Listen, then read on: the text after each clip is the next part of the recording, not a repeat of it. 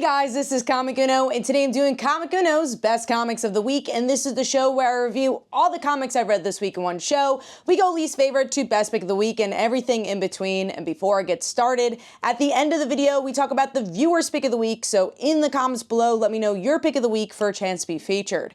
But let's jump in. I have 12 comics this week, and number 12 for me is Wonder Woman issue 20. So this is a book I really liked from the beginning, but has kind of done the Tom King thing that Tom King tends to do with his ongoing books, and it kind of loses the thread. It goes on a whole new direction without really finishing the Trinity story or the Lasso of Lies, and it just doesn't really feel complete to me. And now going into the Greek god side of thing and Batman, just it feels like a weird interlude to me. Isn't as interesting as the other storylines, and then having March on the artwork is grittier than I want for a Wonder Woman book or for this story. I get that Batman's in it, but I just not feeling the artwork either. So giving that overall 1.5 stars, and that is number 12.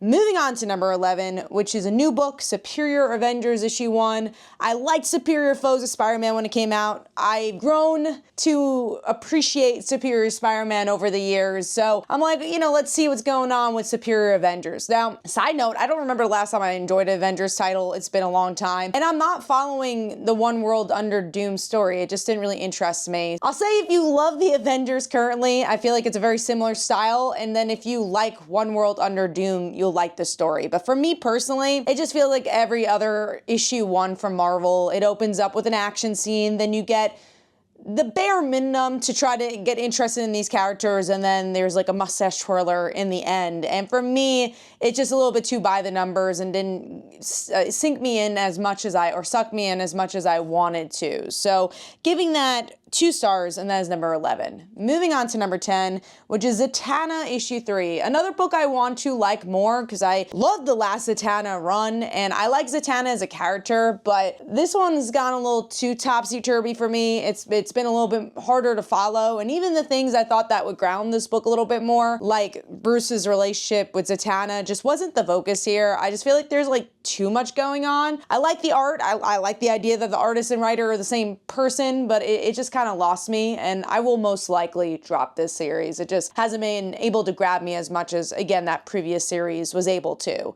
So giving that one 2.5 stars, and that is number 10. All right, moving on to number 9, another book I'm kind of on the fence with. I don't know if I'm going to get the next issue, and that's Titans issue 22. This is a book that just feel like it's just very reminiscent of things we've already seen with Titans from the previous volume, and also just in general about Titans. It's definitely just exploring stuff like Deathstroke and Terra, and then even the relationships aren't as exciting to me here, like the potential romance between Roy and Donna. Honestly, I'm a lot more interested in Donna as a leader than anything else, and we really haven't explored that since issue 1. It just doesn't feel as fresh. I do like the artwork though. I think the art is really solid for this book, and one of the stronger elements, but it's just kind of a middle of the road book for me. When there's always a lot of comics coming out, you kind of have to cut the ones that you're not enjoying as much. So I think I might drop it by the next issue, but we'll see how big of the haul is for next month to kind of make that decision. So giving that one 2.5 stars, and that is number 9. Moving on to number 8, a book I kind of got on whim, and that is Web of Venomverse, Fresh Brains. I'm usually pretty tired of the Venom stories, especially Venom event stories, but I'm a huge Power Pack fan, and Katie Power is a Venom character here, so I was like, why not try it out? And I actually kind of had a good time with it. Kind of the fun Venom story that you come to expect. The artwork was pretty solid. I think the thing I didn't love about it though was it feels very out of time. Obviously there's a lot going on with Venom currently and Venom in general in the last 5 years. And you don't really get the impact of that in this issue, especially the all-new Venom stuff. And then even the Power Pack, it's very much about the past of the Power Pack and not the current versions of the characters, which has always been hard with Power Pack because they are kid characters, but in the actual regular Marvel universe, they've kind of grown up a little bit, so that's kind of hard to balance. So I had a fun time with this one, but again, it goes to the continuity. I just don't know where Venom's kind of taking, and I genuinely don't know what this new event will be. Is it going to tie in to all new Venom, or is it going to be its own thing? So giving that one 3 stars, and that is number 8. Moving on to number 7.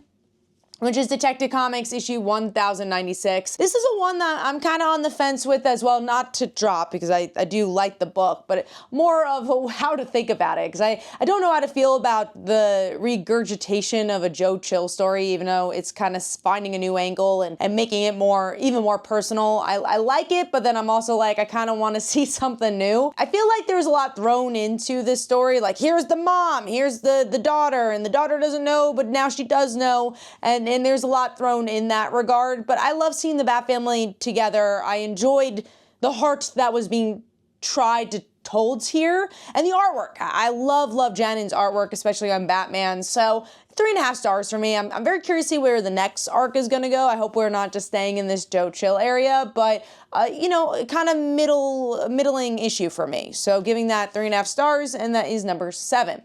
Moving on to number 6, which is X Factor issue 9. I heard this is like ending, I think, next month, which is sad because I think it is one of the better X-Men titles out right now. And it's, you know, continues to be one of the more fun titles where we get some great humor, some great character interactions of characters that definitely shouldn't even be in the same book as each other. And what I liked about this issue, as I stated earlier, I'm not really reading One World Under Doom. I haven't been a fan of it. But I like how this book ties into it. It does a good job. It's still continuing its own story while still feeling connected to this bigger event that's going on at Marvel. And anytime you could do that, I applaud. And I love the art. I love it's been consistent art as well that Bob Quinn's been on the whole title. And it's just a fun book. If you're looking for something funny and a little Suicide Squad-esque, I recommend X Factor, even though it's ending. So giving that one 3.5 stars, and that is number 6. Moving on to number 5, which is Rogue Sun issue 26. It's the Rogue Sun and Radiant Black crossover. There's a lot of elements of both titles that have changed, so it's been interesting to see them kind of interact on that level. And also, it was cool to see more of the New Orleans aspect of this book, because I feel like it's a side that is referenced, but you don't get to see as often. Like, obviously, you get a lot of the magic and curses element and voodoo element that's brought with New Orleans, but not as much of the visuals and enjoying the culture. So I like that we got to see that more. I enjoyed seeing the 2 Rogue Sons and them kind of deal with their relationship. I do think it was a little expositionary between Rogue Sun and Radiant Black to be like, this is what I've been up to. But it's fun to see them interact because they do come from different genres. Rogue Sun, again, being more mystical and Radiant Black being more sci-fi superhero. So it's cool to see, even from an art perspective, those collide. So if you enjoy this franchise, I think you're going to have a good time with this issue. So giving that 3.5 stars, and that is number 5. Moving on to number 4, which is Cable Love and Chrome, issue 4. Another book I feel like is pretty under the radar. It's a cool love story between these two characters as Cable deals with the thing he's always dealing with, time travel and his virus, and we get to see maybe a bit more cliche of their romance and tragedy that always follow them. But I'm enjoying the romance, and I think there's enough heart from the previous issues to make those cliches a bit earned. And if you're a Cable fan, I think it plays with his history really well, and just the things that make him interesting in making it a love story on top of that. So give me that 3.5 stars, and that is number 4. Moving on to number 3, which is Absolute Flash issue 2. I really feel like the artwork especially shined here, because most of the story is just Wally dealing with him being this Flash, and then these little pockets of where this is gonna go. You know, Wally's kind of freaking out. Is he even alive right now? As he interacts with Barry and what his life could have been and should have been, and we get to see all these different timelines. So it's very much a Flash issue. I kind of wish we got a little bit more of the Rogues here, but they looked cool. There was good action. And again, that's what I really want to applaud, is that the action really made this issue flow and made you feel just as confused as Wally, which is what I enjoyed about this issue. And you do get enough tidbits where you're like, well, I kind of want to see where this goes. So overall, giving that 4 stars with, again, splendid artwork for this one to show the Speed Force.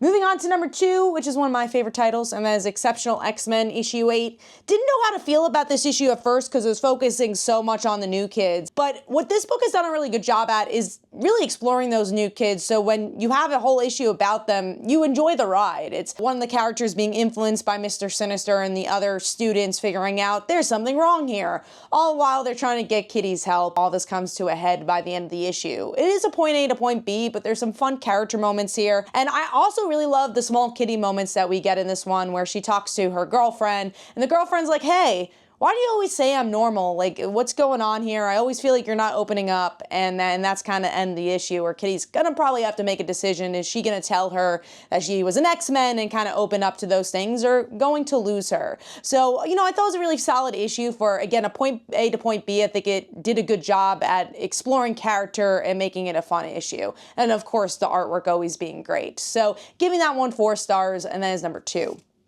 Moving on to the topic of the video, my number 1 pick is Summer of Superman Special, issue 1. I don't like events. Don't love them. I don't even love specials when they have to come with events. So for me, this is just how you should do an event and why events should exist. You know, it reminds me that events can be good. And that's really has to do with build up. One of my last favorite events, and this actually was from a book I was not reading, was the Venom event, the King in Black, was one of my favorite recent events because it built up in the Venom book and then exploded and needed to be part of the full world. Another one I really enjoyed was War of the Realm. That was a Thor event. I loved it because there was build up, and again, it needed the world to be affected. I like character events. I enjoy when a certain character gets over their head and they're like, well, we need to bring everyone now.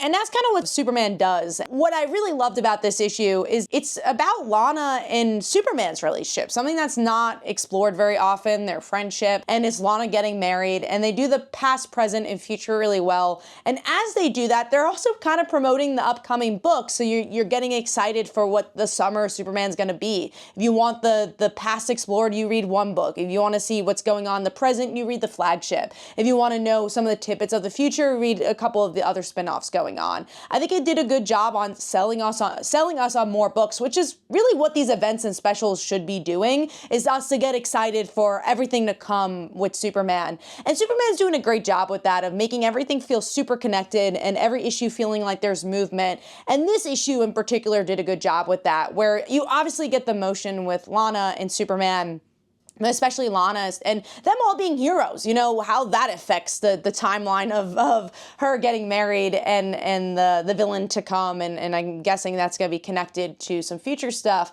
but I really enjoyed that. And, you know, honestly, even as just a one-shot, it's cool just to see. You could kind of read this on its own and not read anything else and kind of get what's going on, so it's really new reader friendly as well. But this is how you do an event. This is how you get excited for the rest of Superman stuff, and how you make it character driven, but also make it like teasing. That's what you want from an event. It's not, you don't want just the one and done. You're like, well, I kind of want to know what the future is going to bring. And I think this issue did a really good job at that. And I want to see more events like this, and honestly, more comic books like Superman. I'll always state this. This is coming from someone that's not a hardcore Superman fan, but just loving what's been done and wanting even more superhero books to do what Superman's been doing for the last couple of years. So giving that one 4.5 stars. Hopefully you guys enjoyed. Let me know in the comments below what your favorite book was this week. And last week's pick of the week was Green Lantern Corps, and here are some comments about that. Hopefully you guys enjoyed. This is Comic Uno, and I'll see you guys in the next one. Bye.